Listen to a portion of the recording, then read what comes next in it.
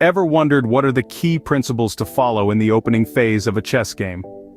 Today, we delve into the world of chess, exploring 10 fundamental principles that can guide your opening moves and set the stage for a successful game. Firstly, we have the principle of controlling the center. This involves occupying and controlling the central squares, d4, e4, d5, e5, with your pawns and pieces. These squares often serve as the battleground for the game, so establishing a strong presence here is vital. Next, we focus on developing your pieces. The knights and bishops, initially at their starting positions, need to be moved onto active squares. This allows them to engage more effectively and opens up the board for your queen and rooks. The third principle is to avoid moving the same piece twice in the opening. This might seem counterintuitive, but moving the same piece multiple times can waste valuable moves and hinder the development of your other pieces. Our fourth principle is knights before bishops. Knights have a shorter range than bishops, so getting them into play early is a smart strategy. The fifth principle is to castle early.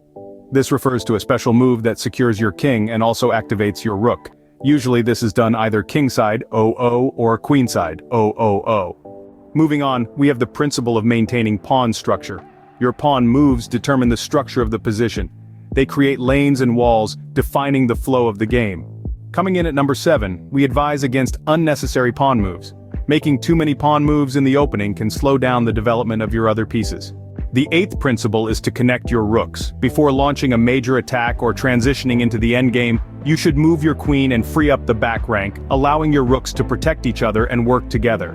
Our ninth principle emphasizes king safety. Your king is your most valuable piece. Preventing any threats to its safety is paramount.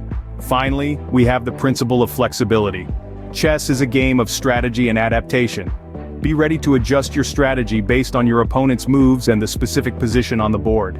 In summary, these 10 principles, controlling the center, developing pieces, limiting piece movement, developing knights before bishops, early castling, maintaining pawn structure, avoiding unnecessary pawn moves, connecting rooks, ensuring king safety, and maintaining flexibility, provide a solid foundation for the opening phase of a chess game.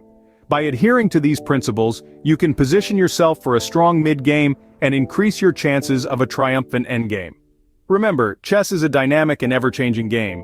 These principles are not rules set in stone, but rather guidelines to help you navigate the complexities of the chessboard.